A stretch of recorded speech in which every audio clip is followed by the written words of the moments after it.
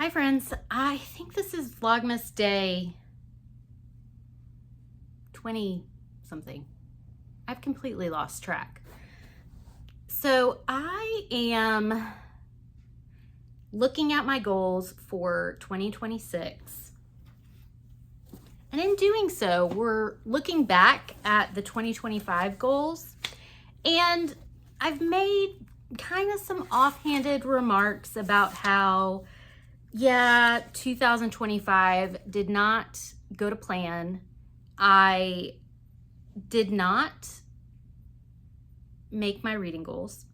And so we're going to talk about those right now. Just kind of a goal review, if we will. The first goal was to read 100 books because last year, I think I read the last 2 years, I've read over 100.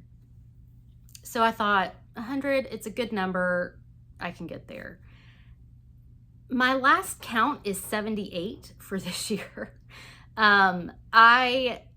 If you're new here, hi, welcome. I'm Michelle, and I moved in April of this year.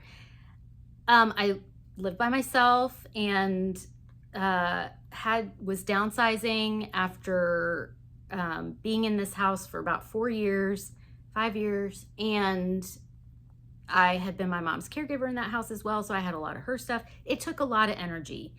And I thought when I moved that I would listen to audiobooks while I packed, while I cleaned. That didn't happen. I actually mostly listened to music and baseball games. But it worked. I got moved with the help of some very dear friends. I was able to move, and I really like my new space. It's a cute little apartment in the middle of a very walkable neighborhood that I am enjoying immensely. So last year, going into 25, I had kind of a suspicion that I would be moving. I wasn't positive. It depended on my landlord, what his new terms of a new lease was going to be, and the way that rental situations are going, I think all over the country, but in Atlanta, it's very high priced, and especially as a one income household, I have to figure out how to do that myself. So I did decide to move. And like I said, it ended up being great, but it did have some consequences, and those consequences were my reading goals, my financial goals, because moving's expensive. Yeah. So I'm not going to get to 100. There's not even if I read a book a day for the rest of the year, that wouldn't happen. So didn't read 100, but that's okay. I did make a list of 12 and 25 books. This was mainly backlist books that have been on my shelf for a long time, and I wanted to at least try them. I read 2 of those 12.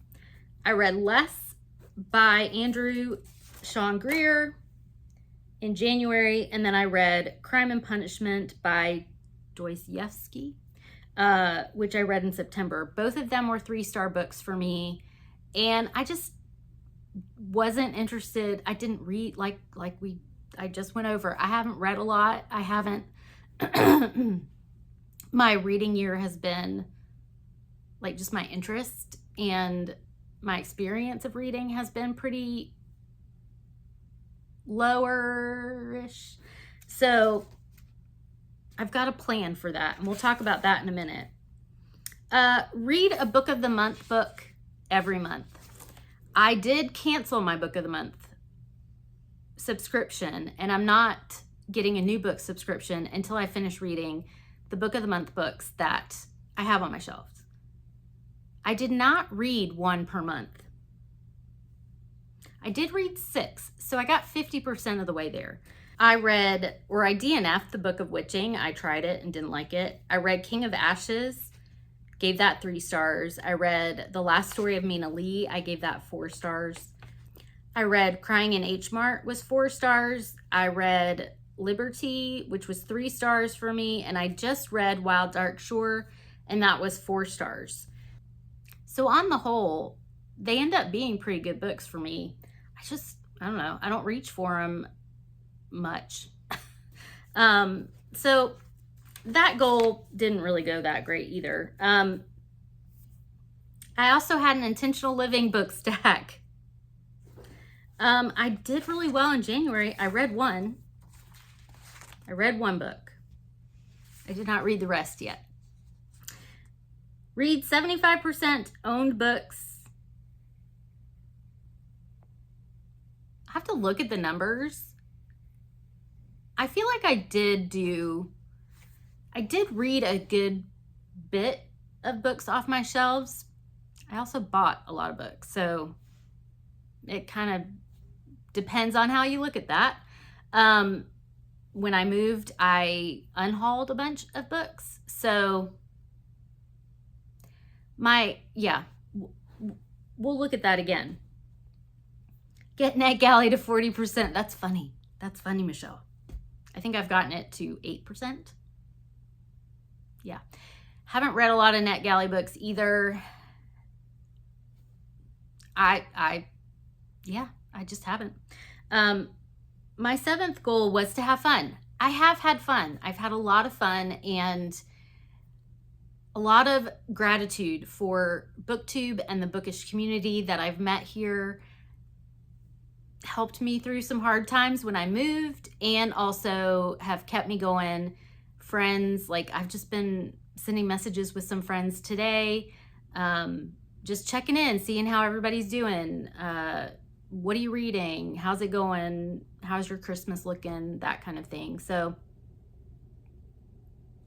I'm very thankful and having a lot of fun with the BookTube community and the bookish community. And honestly, I'm looking forward to continuing that in the new year. So with that review of goals,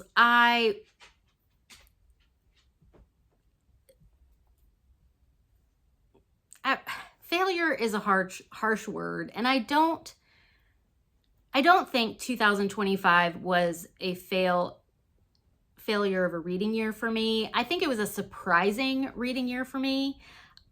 I didn't expect to be that derailed from my reading as I was by the move. And, you know, I don't know that I'm going to change anything, do anything different. I think I'm going to set goals that are more realistic to where I am now in my reading life. I was at that place when I set those goals. And like I said, moving really impacted my reading life. But I also have found joy in some other things. I read a lot because my chronic health conditions were not great, so I couldn't get out much. So I was reading when I couldn't do anything. So as I set my 2026 goals, I'm going to take all of that into consideration. My chronic illness does flare. So it's potential that I could have a flare in 2026. But I will say that I'm doing better health-wise than I have done in a while. So I'm hopeful that at least if I don't continue to improve, at least I'll be on a level kind of where I'm at now. That's a huge improvement for me for quality of life. So I'm going to take that into consideration when I set my 2026 goals and be realistic for where I'm at now. For me, goals aren't set in stone. Neither are TBRs. I try to pick out books that I'm interested in, but you know, that's interest in the beginning of the month, and it just depends on where I'm at with work life, with just life in general, with energy, with attention. It just depends on what books I'm going to read at that time. So all that to say, I don't consider 25 a failure in my reading year. It was an unexpected reading year. The books that I had on my 12 and 25 list, I plan on doing a couple of try chapters on those books to just see if they're books I want to keep on my shelves. Several of them have been recommended to me again through different various ways over the year that I do want to keep them around. So just maybe the books that I'm questioning whether I keep them, I'll do a try chapter in 26, and we'll see kind of from my list from 25 if I want to continue those. I have picked 12 more for 26. I know a lot of people are doing 26 and 26, but I'm just not going to go there. I'm going to be realistic for where I'm at. And the 12 that I have picked are not my oldest books on my list. They're actually books that I'm interested in reading right now. I think most of them are books that I've had for a while, but not the oldest books on my list. Because I think part of the issue was with my 12 and 25, I just wasn't going for them because they were the books on my shelves that I hadn't been grabbing for at all anyway. So I'm not going to set myself up with a list of books that I just don't want to get to. So as we end 2025 and go into 2026, I will be sharing videos about the list of books that I've picked for 26, and also what my goals for 2026 will be for reading. I have a couple of just general life goals that I hope to do. Yeah, so if you are interested in following along with that journey, please hit the subscribe button, and I hope you're doing well. Let me know if you've got any goals for any reading goals for 2026. Let me know how your 25 goals went, and I will see you soon. Bye.